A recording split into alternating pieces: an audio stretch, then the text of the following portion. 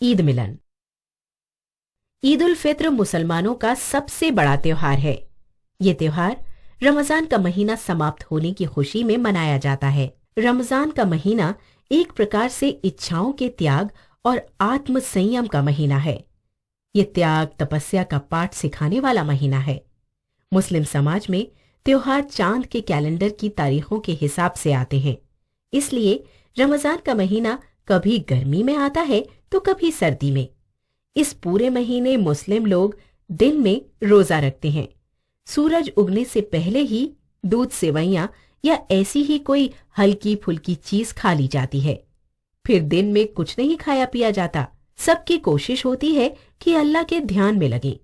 यूं नित्य प्रति के काम तो सभी किए जाते हैं, परंतु मन को सांसारिक इच्छाओं से ऊपर उठाया जाता है और इंसानियत की भलाई तथा अच्छे कामों में लगाया जाता है।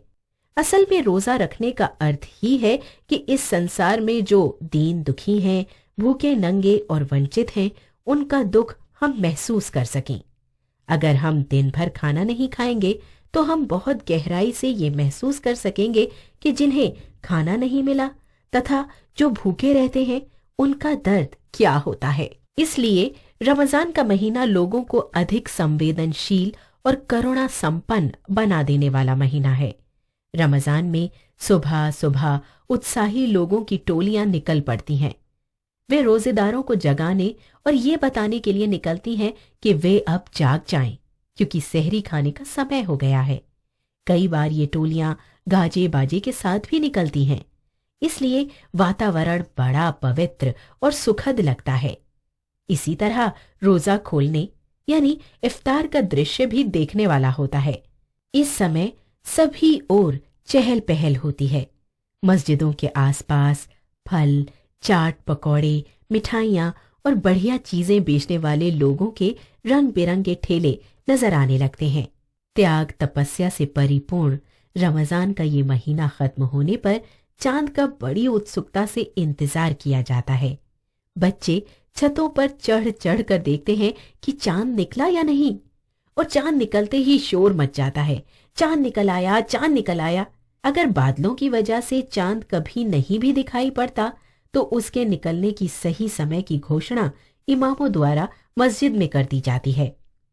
चांद निकलते ही सज धज कर लोग बाजार की ओर जाते हैं और मनपसंद चीजें खाते और खरीदते हैं। इस समय बाजार की रौनक, शान और चहल पहल देखते ही बनती है। सुबह उठकर फल, मिठाई या सेवइयां खाकर तथा नए कपड़े पहनकर लोग ईदगाह या बड़ी मस्जिदों में जाते हैं। सब मिलकर नमाज पढ़ते हैं, फिर आपस में गले मिलते हैं। चारों ओर ईद मुबारक सुनाई पड़ता है। ईद सचमुच दिलों के मैल को दूर करने वाला त्योहार है। ईद मिलन से चारों ओर एक प्रसन्न वातावरण दिखाई देने लगता है। सब ओर आनंद और उत्साह छा जाता है। हमें इस महान त्योहार को सारे गिले शिकवे और भेदभाव भुलाकर प्यार से मनाना चाहिए, क्योंकि ईद तो सचमुच प्यार और इंसानियत का पाठ पढ़ाने वाला त्योहार है। शिक्षा। त्योहार आनंद और उल्लास के भाव के साथ भाईचारे की भी सीख देते हैं।